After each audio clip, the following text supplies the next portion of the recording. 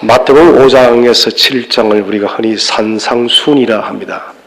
산상순이란 것은 산에서 우리 예수님께서 이 말씀을 전했다 해서 산상순이랍니다. 흔히 우리가 팔복산이라는데, 그런데 마태는 왜 이 산이란 말을 이렇게 의도적으로 기록을 했는가? 이것은 우리가 한번 깊이 질문을 해봐야 됩니다. 우리가 사실 바라볼 때는 이방인 되어진 저희들이죠. 이 산이라는 것은 예수님께서 필요에 의해서, 편리에 위해서 산에서 전했지 않는가라고 그렇게 우리가 생각할 수 있지만, 그러나 그렇지 않습니다. 이 산은 굉장히 중요한 메시지를 가지고 있습니다. 마태는 이 마태복음을 기록할 때 의도적으로 이 수신인이 대부분 유대인들입니다. 의도적으로 산에서 말씀하시는 예수 그리스도라고 말씀을 합니다. 그 이유는 뭐냐면은 모세를 나타내기 위해서 그래요. 우리가 흔히 모세는 메시아 예수 그리스도의 오실 모형이라고 이야기를 합니다. 히브리인들에게 있어서 모세는 아주 특별한 존재죠. 그들이 지금도 너무나도 자랑스럽게 여기는 하나님의 말씀을 직접적으로 받은 사람이기 때문에 모세만큼 위대한 지도자는 없습니다. 그래서 언젠가는 말라기에 기록되어도 하나님께서 메시아를 보낸다는 것이죠. 그 메시아는 마치 모세처럼 그렇게 탁월한 지도자요. 지금 이스라엘 백성을 이 고통스러운 땅에서 건져낼 그 민족의 지도자로서 그들은 생각을 하고 있었던 것입니다. 우리가 보시면 아시겠지만 모세가 하나님의 말씀을 받은 곳은 시내산입니다. 시내산에서 하나님께서 모세에게 말씀을 주었어요. 오늘은 우리 주님께서 팔복산에서 말씀을 전하고 계십니다. 예수님의 모습을 보는 그 순간 그들은 단번에 모세를 떠올린 것입니다. 우리 그 위대한 민족의 지도자 모세가 시나이산에서 말씀을 받았는데 오늘 저분 대체 예수라는 분은 대체 누구시길래 저분이 저 산 위에서 말씀을 전하시는가? 혹시 저분이 참으로 메시아신가? 그리스도이신가? 이런 질문이 그들에게는 번뜩 들 수밖에 없었던 것입니다. 이 질문은 사실은 진리였죠. 우리 예수님은 구약시대의 말씀으로 우리를 찾아왔다면 말씀 대신 우리 주 예수께서 이제는 육신의 몸을 입고 이 땅에 직접 강림했다는 것입니다. 그렇기 때문에 마태는 의도적으로 지금 여러분들이 만나고 있는, 지금 우리 센터교회 성도들이 지금 오늘 성경 말씀을 통해서 우리에게 말씀하신 그분은 바로 우리 생명의 구주 예수 그리스도, 우리 인생의 진실한 메시아, 우리의 유일한 구원자라고 마태는 저와 여러분에게도 동일하게 말씀을 하고 있다는 것입니다. 모세는 시내산에서 613가지의 하나님의 계명을 받았습니다. 이것을 우리가 번역할 때 율법이라 그렇게 번역을 했는데, 율법이라는 표현보다는 하나님 말씀이에요. 말씀에 사람이 살아가야 될 인간의 지침서를 613가지를 받았던 것이에요.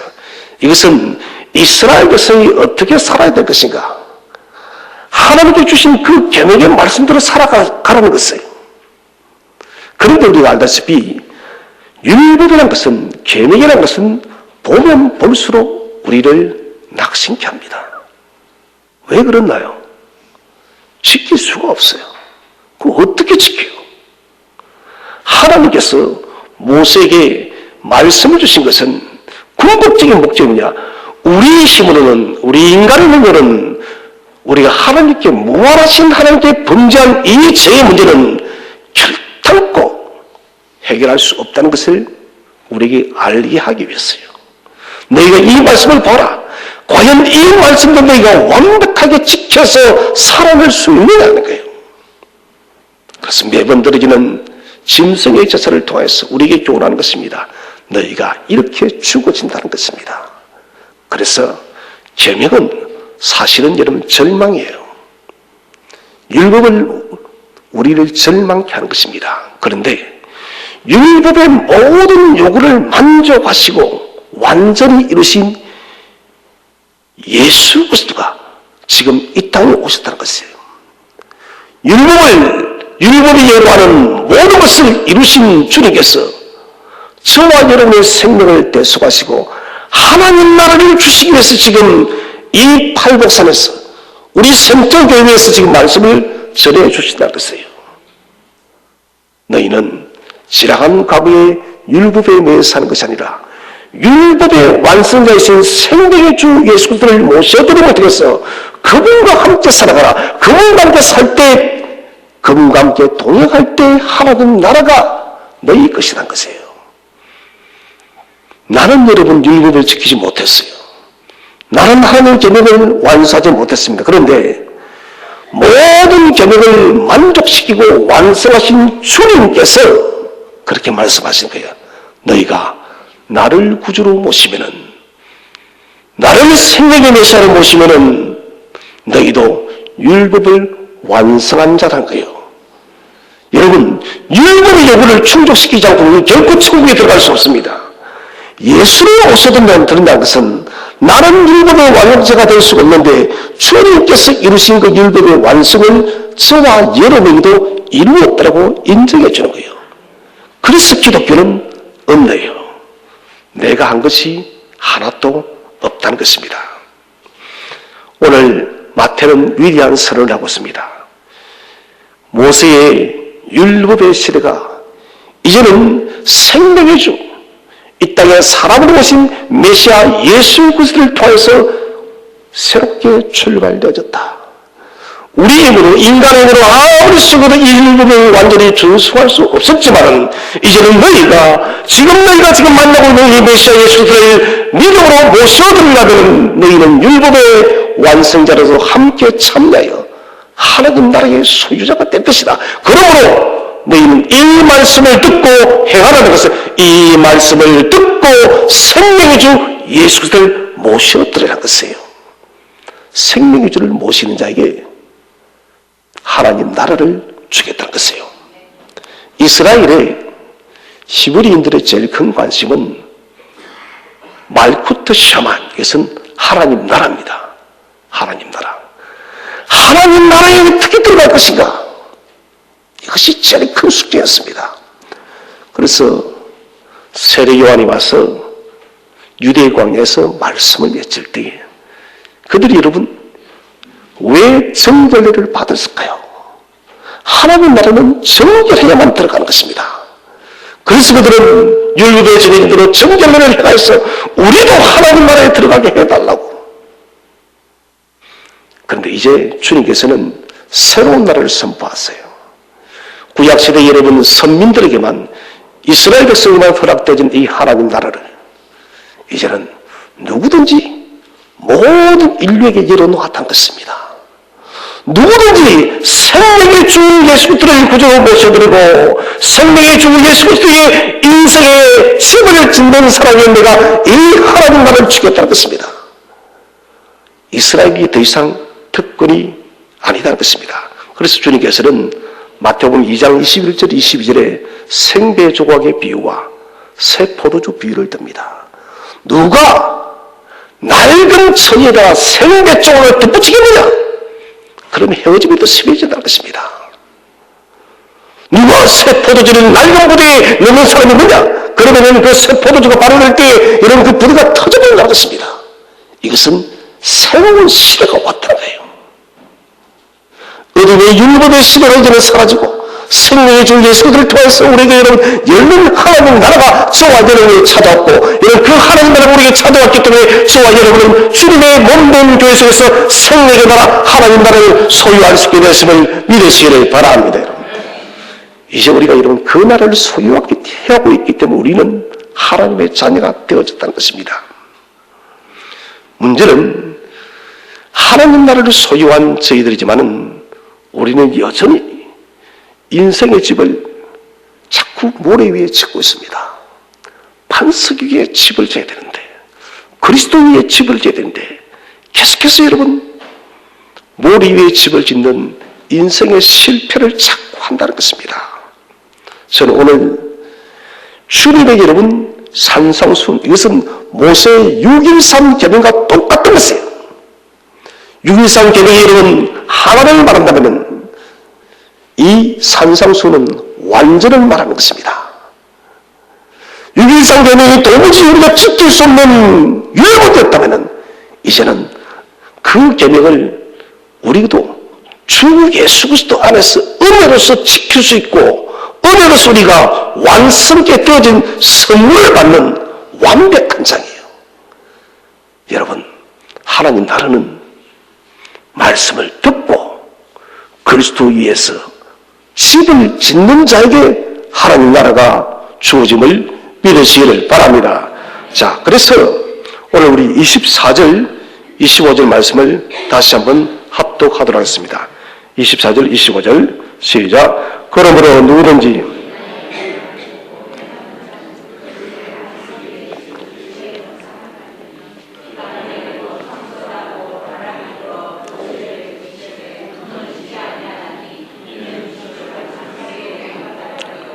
아멘. 오늘 성경에 나의 이 말을 듣고 행하는 자는 그게 밑줄을 붙여놨어요. 이 말을 듣고 행하는 자는, 말씀을 듣고 행하는 자에 대해서 주님은 지혜로운 사람이랍니다. 신명기 6장에서 들으라 이스라엘, 들으라 이스라엘. 쇠마라는 것은 단순히 듣는 것이 안 됐습니다. 행하는 것이에요. 행하는 것이 문제예요. 행하고 듣는 것입니다. 주님께서는 오늘 산상수훈을 마치면서 사실은 모세의 모든 율법을 집약한 것이 여러분 산상수훈이에요. 이 말씀을 결론을 지으면서 듣고 행하는 자, 실천을 아주 강력하게 강조를 하고 있습니다. 왜 주님께서는 이렇게 실천을 강조하고 있을까요? 이스라엘이 말씀을 실천하지 않았다는 것입니다. 수없이 듣는데 요즘 같으면 설교를 수없이 듣습니다. 이 한국 교회 목사하고 설교 많이 하는 목사는 없습니다. 세계도 없어요. 매일 새벽에 설교하죠. 주일에 오전, 오후, 수요일, 특히 한국은 설교의 홍수시대입니다. 그렇게 수많은 메시지를 듣지만은 행함이 없다는 거예요. 이스라엘이 그랬다는 것입니다. 하나님의 말씀을 직접적으로 그들은 받았습니다. 말씀은 받았는데 그들이 듣고 준행하기도 약속하였는데 행함이 열매가 없어요. 잎사귀만 무성한 나무 열매 잎과도 똑같은 것입니다. 주님께서 무화과 나무를 보시면서 열매 없는 것을 보시고 그 나무를 저주해버립니다. 그 여러분 무화과는 정신경도가 맺기 전에 파괴라는 무화과 본격철이 이르기 전에 좀 쓴맛이 나는 파괴라는 열매가 반드시 있어야 돼요. 그 열매조차도 없다는 것입니다. 그래서 주님은 그 나무를 저주해버려서 뿌리채 말아버립니다. 이스라엘은 그렇게 말씀을 듣는 것을 좋아하고 암송도 했지만은 그들은 행하지 않았다는 것입니다. 출애굽기를 보시면 시내산에서 그들이 말씀을 받기 이틀 전입니다. 시반을 우리가 태양년 올 중순 이때 하나님 말씀을 받기 이틀 전에 이스라엘 백성들이 무엇이라고 할까요? 출애굽기 24장 7절 말씀입니다. 시작. 언약서를 가져다가 낭독하여 듣게 하니 그들이 이르되 여호와의 모든 말씀을 우리가 준행하리이다. 아멘. 이 말씀만 보면은 때를 모르면 우리는 이미 말씀이 먼저 낭독되어지고 난 뒤에 준행하겠다. 그게 아닙니다. 말씀을 받기 전에 하나님께서 모세를 통해서 이 말씀을 낭독하기 전에 그들이 무엇을 합니까? 우리가 당신의 말씀을 뭐 하겠다고요? 준행하겠다. 여러분, 이것은 대단한 고백입니다. 하나님의 그 말씀을 듣기도 전에 주님, 우리가 당신이 무엇이란 말씀하든 우리가 준행하겠다. 퍼펙트예요. 성경에는 준행한 사람이 몇 명이나 있습니까? 2명밖에 없습니다. 누구였어요? 노아와 모세입니다. 노아와 모세는 무슨 행동의 준행이 아닙니다. 방주 때문에, 성막 때문에. 방주와 성막은 인간의 생각이 들어가면 안 되니까요. 완벽하게 하나님의 지시대로 해야 되기 때문에 준행이란 말이 나온 거예요. 그런데 오늘 이스라엘 백성들이 하나님의 이 토라, 말씀을 받기 전에 뭐 하겠다고요? 준행하겠다. 여러분, 이 준행하겠다는 것은 무슨 말이냐면은 하나님 우리가 천상의 천사처럼 지상의 천사가 되어서 그렇게 살아가겠다는 거예요. 이게 무슨 말일까요? 천사는 창조 목적이 뭐냐? 하나님의 말씀에, 하나님의 뜻에 무조건적인 복종을 하기 위해서 태어난 것이 만들어진 것이 천사예요. 무슨 복종요? 무조건 복종. 하나님 저 천상의 천사들처럼 우리는 이 땅의 천사가 되어서 하나님의 말씀에 무조건 복종했다. 그 천사의 지은 목적이 시편 103편 20절이에요. 우리 다 함께 합독하겠습니다. 시작. 능력이 있어 여호와의 말씀을 행하며 그의 말씀의 소리를 듣는 여호와의 천사들이여 여호와를 송축하라. 능력이 있어. 이것은 천사는 능력을 가졌습니다. 우리 인간보다요. 근데 이 천사들이 여호와의 말씀을 행하고 난 뒤에 그의 말씀의 소리를 듣는다는 것입니다. 하나님께서 명령하고 난 뒤에 천사 행하는 것이 아니라는 것입니다. 여러분, 하나님께서 말씀하기 이전에 하나님과 늘 교통하는 삶을 살기 때문에 하나님 마음을 이미 알고 먼저 행하고 말씀을 듣는다는 거예요. 천사의 이것을 제가 비밀 구절이다 한번 이야기를 했을 것입니다. 참 미스터리한 게 시편 103편 20절 천사의 비밀 구절을 어떻게 이스라엘 백성들이 알고 우리가 듣기도 전에 준행하겠다고 말을 했는가? 우리는 이 답을 알지 못해요. 유대인 랍비들은 그렇게 주석을 달고 있습니다. 하나님의 성령의 감동으로 성민에게 베푼 하나님의 은혜를 통해서 우리가 알게 되었다고. 저는 어느 정도 거기에 대해서 공감이 갑니다. 하나님의 택한 백성으로서 하나님이 자녀 삼아 주었기 때문에 성령의 감동을 통해서 저 천사의 비밀 구절이 이스라엘에게 임했다는 것입니다. 여러분, 그래서 이스라엘 백성들이 주님, 당신이 무엇을 말씀해도 우리는 완벽하게 준행하겠습니다. 듣고 난 뒤에 주님 우리가 판단을 하는 것이 아니라 주님, 당신이 무엇을 말해도 우리는 순종하겠습니다. 천사는 하나님 그거 왜 해야 됩니까? 우리 잘 저거 뭐 시키면은 우리에는 죄송합니다 별로 없습니다. 제가 시켜도 왜 해야 됩니까? 묻는 사람 별로 없어요. 잘 순종해요. 우리 대부분 어떻습니까? 너 시키면은 그 목사는 왜 해야 됩니까? 장님 그렇게 하는 거 맞습니까? 여러분 잘해요 못해요? 그렇게 속으로는 그러지 잘하는 것 같아요 보내요. 제가 주일날에 그 왜 그렇게 하시냐고 하면 목사님 몰라도 괜찮다고요. 여러분 천사는 그게 없습니다. 말하면은 말하기 전에 이미 행동하는 것이 천사예요. 천사는 그대로 순종의 목적입니다. 사람은 무엇입니까? 다릅니다. 하나님 내가 목사님 제가 듣고 행하겠습니다.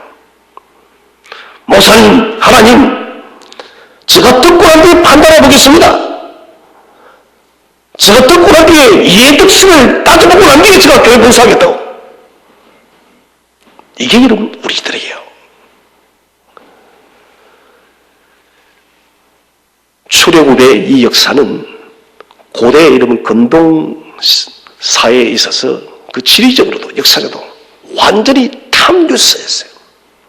세상에 그 이집트의 그 거대한 제국에 한 번도 군사료도 본 적이 없는 이스라엘 민족이 여호와라는 이름을 가진 하나님에 의해서 10가지 장인으로서 이집트가 쑥대밭이 되어졌고 그것도 모자라서 바로가 그들을 쫓아갔더니 하나님께서 여호와께서 홍해 바다를 갈라버리고 그 바다에 이집트 군사들을 수장시키다. 여러분, 이것은 완전히 그 지역 자체를 뒤집어 놓은 거예요. 이 소식을 모르는 사람이 간첩이에요. 수많은 사람들이 들었습니다. 수많은 사람들이 이 소식을 들었어요. 그런데 이 소식을 듣고 그 말씀 앞에 회심하고 태슈마가 회개해요. 회개하고 죽게로 들어온 가정은 딱 한 가정입니다. 이방 나라 중에서 누구일까요? 예? 뭐라 했어요? 틀려도 괜찮아요. 라합은 나중에 이야기하고 정복시되니까. 모세의 장 이름 누구예요? 이드로 가정밖에 없었어요. 이드로 가정만이 자기의 여러분 사이가 행한 그 일을 듣고 이드로의 가정만이 여러분 하나님께 들어와서 호흡하는 이드로의 아들이었습니다. 가나안 정복까지 이스라엘과 함께합니다. 여러분, 들으면 못해요. 여러분, 그 고대국에 수많은 사람들이 들었는데 단 한 가정만이 태슈마 진정한 해결을 하고 실천으로 내가 보니 진실로 이 하나님이 참된 하나님이구나, 이분만이 인생의 진정한 주인이구나 하고 여러분 돌아선 사람은 이들밖에 없다는 거예요. 여러분, 이것이 행하는 것이에요. 듣고 있는 것이 행하는 것이 아닙니다. 듣고 돌이켜서 결과물을 내어놓는 것입니다.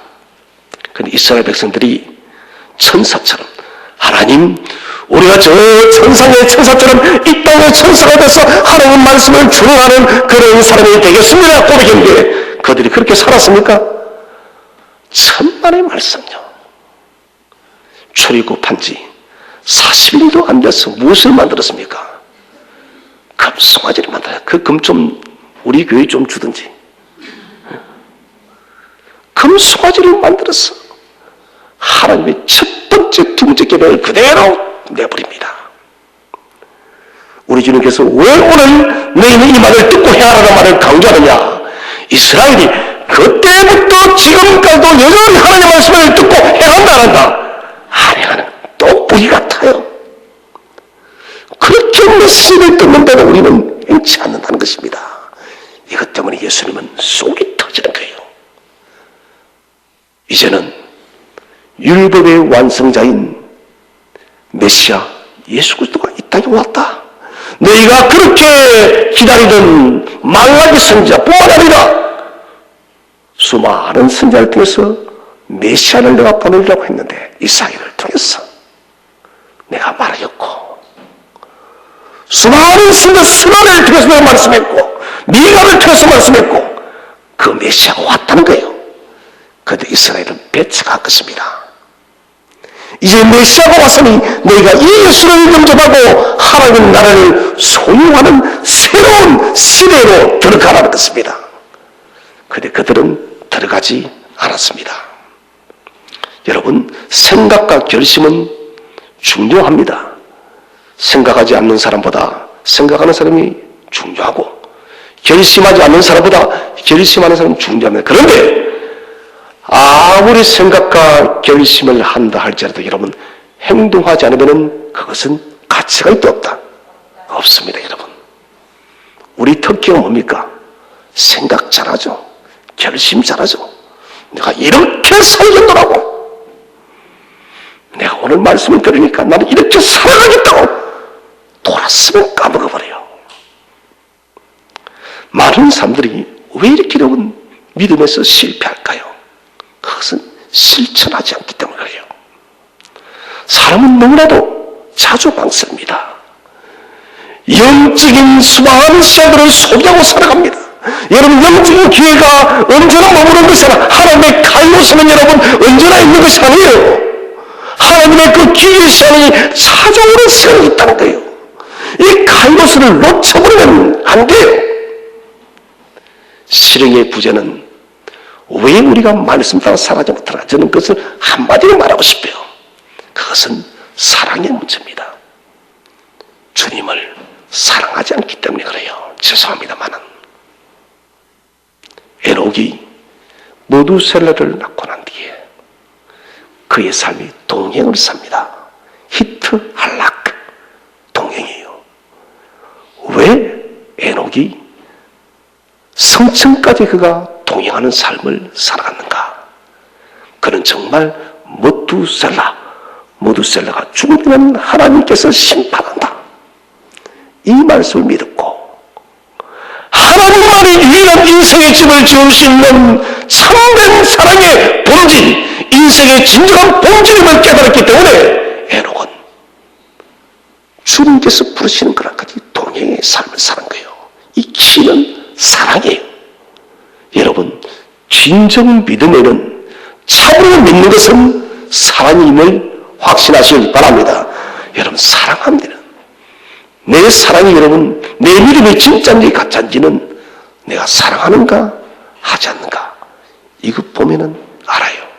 여러분, 그렇지 않던가? 자식들 키울 때 자식을 진정 믿는 부모는 뭡니까? 사랑으로 나타나요. 자식이 무엇을 하고도 나는 너를 믿어, 그래서 사랑한다는 증거예요. 주님을 정말 우리가 믿는다면 반드시 사랑으로서 나타나야 된다는 것입니다. 사랑하는 성도 여러분, 이제 좀 우리가 달라져 봅시다. 언제까지 우리가 여러분 듣기만 하고 살겠습니까? 이런 듣는 것은 홍수시대요. TV랑 켜도 설교가 쏟아져요. 핸드폰만 열어도 설교가 쏟아져요. 1990년도에도 저는 설교 한 편을 듣기 위해서 극동 라디오 방송 시간을 맞춰야 됐고, 어떤 목사 설교 듣고 싶으면 돈을 주고 테이프를 사서 구입을 했습니다. 그때가 엊그제 같은데 지금은 그게 아닙니다. 언제든지 소환시킬 수가 있습니다. 국회의원만 소환시킬 게 아니라 설교라도 소환시켜서 만들어줘요. 여러분, 영어만 들으면 저 외국의 목사님들 불러 소리가 듣습니다. 그런데 행함은 없어요. 우리가 주님과 함께 동행하여서 하나님 나라를 소유하는데 추적하게 하는 일이 대체 무엇입니까? 말씀을 듣고 해야 하는 일에 가로막는 일을 대체 우리가 무엇을 이런 그 일을 아직도 잘라내지 못하고 있습니까? 저는 피카소를 잘 이해하지를 못하겠어요. 그 사람 그림은 너무나도 난해합니다. 근데 한 책에 보다가 그 사람 한 말이 저는 기억에서 사라지지 않습니다. 피카소가 이런 말을 했더라고요. 모든 사람들은 다 대부분 천재든 IQ가 좋든 나쁘든 관계없이 에너지의 양이 다 똑같은 것이에요. 다 똑같은데 이 에너지의 양이 천재와 보통의 사람을 구분한다는 것입니다. 양이 똑같은데 사용 방법에 따라서 소위 평범한 사람은 자신 속에 가득 있는 이 에너지를 사소한 일에 쏜다는 거예요. 사소한 일에. 여러분, 그렇지 않나요? 지금 뭔가 일을 지금 집중하고 해야 되는데 일이라는 일이 있습니다. 그런데 우리는 일이라는 일에만 집중합니까? 안 하죠. 일이라는 일을 하다가 2도 하고 3도 하고, 맞아요, 틀려요. 그리 하찮아요, 여러분. 설거지를 지금 해야 됩니다. 설거지하다가 갑자기 빨래 갈게요. 빨래 좀 하다가 개밥을 안 줘서 개밥을 줘야 돼요. 설거지는 언제예요, 여러분? 직장도 마찬가지입니다. 지금 업무에 집중해야 됩니다. 한 시간을 해야 됩니다. 같이 업무 일하다가 인터넷 핸드폰 한번 뒤다봤다가 밖에 커피 한잔 마시다가, 이 뭡니까? 이 보편적인 사람이에요. 에너지를 집중하지 못하는 사람이에요. 피카소는 자신에 대해서 이렇게 말하면, 나는 그렇게 살지 않았습니다. 나는 오직 그림에만 나의 에너지를 다 쏟아버렸습니다. 그리고 심지어 그렇게 말했다가, 나는 그림과 나의 에너지를 바꿔버렸습니다. 여러분, 이 차이예요. 여러분, 대체 그림이 오시면 내 자기 인생과 바꿀 수 없나요? 그림은 생명이 있는 것이 아닙니다. 그림은 여러분 우리에게 영생을 주는 것이 아닙니다. 예수 그리스도는 저와 여러분에게 영원한 하나님 나라를 주시는 분이에요. 영원한 생명을 주시는 분입니다. 여러분, 우리의 모든 에너지를 그리스도 그분께만 집중시키시기를 바랍니다. 그분과 에너지를 바꾸세요. 그럴 때 우리가 여러분 듣고 행하는 사람이 될 수가 있습니다. 주님께서는 반석에 지은 집을 지혜로운 사람이랍니다. 이스라엘의 지형은 농사짓기에 아주 좀 좋지 않습니다. 그래서 고대 사회는 아주 가난했습니다. 하루 먹고 살기도 힘들었다는 것입니다. 사람들은 어찌하면 농사를 지을 수 있는 곳에 집을 지을 것인가? 그것이 관심이었습니다. 농사를 지을 수 있는 곳은 산이 많다 보니까 고산 지역에서 골짜기를 따라서 물이 흘러내려서 하루 종일 여러분 흙이 찌이죠. 그 지역에다 사람들이 주로 농사를 지었습니다. 그러다 보니 집은 어디에다 짓느냐? 높은 산 위에 짓는 것이 아니라 하류 지역에 집을 지었던 것입니다. 저는 그곳에 집을 짓지 말라고 말하지 않습니다. 집 지었어요. 먹고 살아야 되니까요. 농사를 지어야 되니까. 문제는 창수입니다. 오늘 25절을 보시면 비가 내리고 창수가 나고, 우리는 여러분 강이 아니면 또 계곡이 아니면 물이 급하게 내려오지 않습니다. 그래서 팔레스타인은 전 지역 자체가 여러분 돌로 됐습니다. 스키하며요. 그러니 강수량이 많지 않아도 빗물이 여러분 우기가 되면 급하게 내려옵니다. 창수가 그거예요. 매년 오는 것이 아닙니다. 3년, 4년 혹은 5년에 한 번씩 오는 거예요. 사람들은 한 번씩 오는 그 창수를 알고 있습니다. 그래도 그들은 먹고 사는 것이 급해서 창수가 올 때 오더라도 일단 먹고 살고 좀 더 농사를 많이 지어서 더 많은 쌀을 가지자 이거예요. 그러다 어느 날 갑자기 창수가 올 때 여러분 그 집과 모든 것들이 한꺼번에 썩mil려 가는 거예요. 심지어는 목숨까지도 잃을 수가 있다는 것입니다. 여러분 제가 물어볼게요. 산 위에 농사를 지으면 굶어 죽을까요? 농사를 지을 수 없을까요? 농사 지을 수 있습니다. 그런데 풍요롭지 못하다는 것입니다. 쉽게 말해서 내가 부자가 되지 못한다는 것입니다. 더 많이 가질 수 있는데, 저 하루 지역에 지면 더 많이 가질 수 있는데 왜 내가 어렸을 때 저 산 위에다 집을 줘? 여러분, 이것은 현대인들의 모습입니다. 창수가 나면은 이 말은 우주적 종말이에요. 우주적 종말이 오면은 여러분 모든 것은 다 숫자로 내려갈 것인데, 다 사라질 것인데, 사람들은 풍요를 본질보다 더 중요시한다는 것입니다.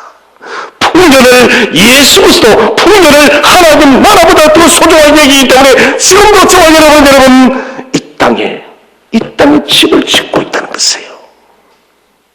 이것이 답답한 일입니다. 반석에 여러분 집을 짓는 것은, 산꼭대기에 집을 짓는 것은 은혜로 산다는 것입니다. 하나님은 산꼭대기에 농사를 져도 먹고 살고 줍니다. 일용할 양식을 공급하시는 우리 하나님, 이른 비와 늦은 비를 내리시는 하나님, 여러분 반석에 집을 짓는다는 것은 내 인생을 내 자신 내 영역으로 사는 것이 아니라 하나님의 은혜로 살겠다는 것이에요. 저는 우리의 삶이 하나님의 은혜로 살아가시기를 바랍니다. 은혜로 사는 거예요. 그래서 반석에 집을 지은 사람은 내 힘으로 살지 않고 주님 당신의 은혜로 살았어. 또 하나님 나라는 주님 은혜로 소유하는 것이지 내 힘으로 소유하는 것이 아닙니다. 여러분, 우리가 여러분 이 세상에 아무리 큰 성공을 해도, 아무리 타고난 삶을 살았다 할지라도 하나님 나라는 그 성공이 그 부가 주는 것이 아닙니다. 오직 예수 그리스도를 믿는 믿음만이 천국을 선물로 줄 줄로 믿으시기를 바랍니다. 그래서 우리는 본질에 집중해야 됩니다. 인생의 진정한 가치, 이게 뭘까요? 얼마나 오래 살았나, 이것도 중요한 문제죠. 사람들은 어쨌든 저도 아프면 싫더라고요. 아프면 싫어요. 저는 아프면 싫은 이유가 뭐냐면은 교회를 제대로 섬길 수가 없으니까요. 저희 집 살면서 왜 서운한지 모르겠지만은 좀 하나님 나라 가면 되죠. 큰 거 있어요, 여러분. 저는 저 개인에 대해서는 오래 살고 싶고 그런 거 딱히 없습니다. 하나님 오래 살게 하셨으면 오래 살고 빨리 거두가시면 빨리 거두가시고 개인 기도 제목은 하나님 내게 주어진 사역의 시간 동안 건강하게 살게 해달라고. 그 외에는 저는 다른 바람이 없어요. 얼마나 많이 가져놨냐, 얼마나 높은 자리에 올랐냐, 이게 중요한 것이 아닙니다, 여러분. 내 인생의 시간을 어떻게 사용하고 그 인생의 시간에 무엇으로 채우느냐, 무엇으로 채우느냐, 이게 여러분 중요한 거예요, 여러분. 내 인생의 시간을 한번 벌거벗겨 볼까요, 여러분? 53년의 내 인생 속에 나를 한번 벌거벗겨 보았을 때 과연 예수 그리스도가 얼마나 내 속에 채워졌느냐, 이게 여러분 중요한 문제예요, 여러분. 내 인생 80년의 인생을 벌거벗겨 보았더니 예수 그리스도가 얼마나 자리 잡고 있더냐.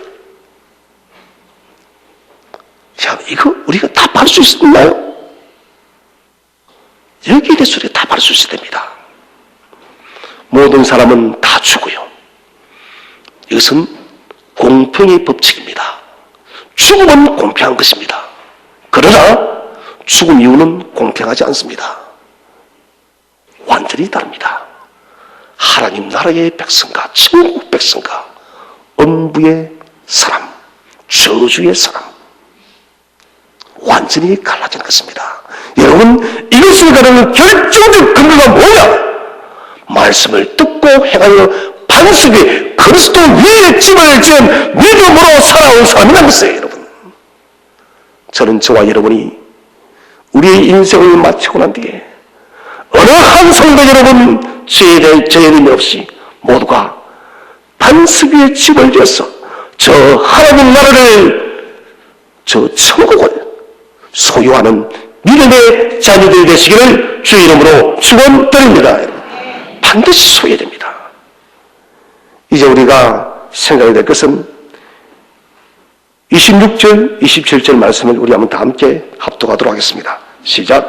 나의 이 말을 듣고 행하지 아니하는 자는 그 집을 어리석은 사람 같으니 비가 내리고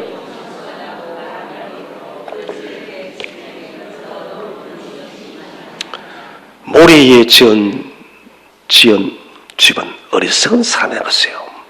비유의 핵심은 곧 그리스도를 믿음으로 모시지 않고 그리스도 위에 반석을, 인생의 집을 짓지 않은 사람은 망한 인생이라는 것이에요.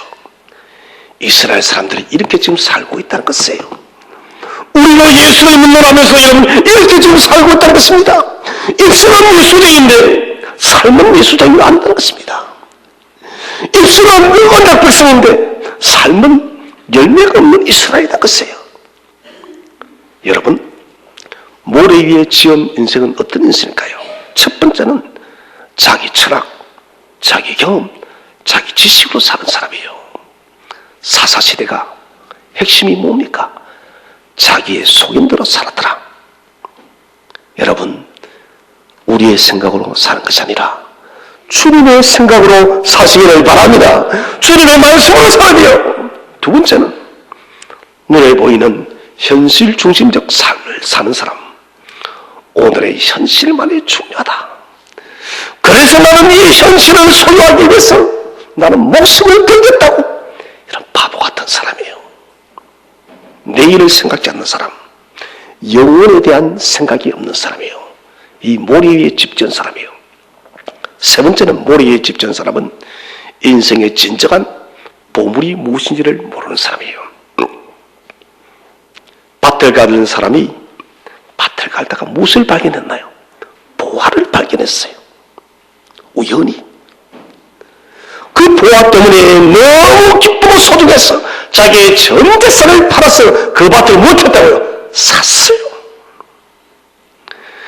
자기 인생에 발견한 최고의 가치를 위해서 자기 전부를 다 바친 거예요, 여러분. 사람들은 이것을 몰라요. 땅의 것만이 전부인 줄 알고 인생의 진정한 가치인 그리스도를 모르는 거예요. 그리스도를 알아도 그 위에 집을 짓지 않는 것이에요. 골로새서 3장 2절에 위의 것을 생각하고 땅의 것을 생각지 말라. 뭡니까? 참된 가치인 생명의 주 예수를 바라보라는 거예요.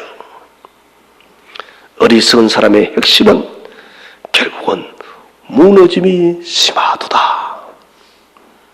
하나님의 심판인 것입니다. 여러분, 이제는 무너지지 않는 반석을 우리가 소유하고 있습니다. 예수 그리스도가 저와 여러분 앞에 있습니다. 여러분 좀 생각을 바꾸시기를 바랍니다. 잎사귀나 무수한 사람이 되지 마시기를 바랍니다. In the name of Jesus, 예수의 이름으로, 예수라는 신앙 고백으로 그 위에 집을 지으시기를 바랍니다. 여러분, 그 위에 집을 지어야 돼요. 예수 그리스도 위에 다른 곳에 집을 지면 망하는 것이에요. 인생 100년 시대, 우리는 무수한 선택의 시간이 있어요. 지혜로운 사람은 어떤 사람이 지혜로운 사람일까요? 그것은 기회 비용을 줄이는 사람이에요. 기회 비용이 무엇일까요? 무엇인가 내가 여러분 선택을 했습니다. 그런데 이 선택이 본질의 선택이 아닙니다. 참된 선택이 아닙니다. 알아요. 이 선택이 진짜 아니라는 것을.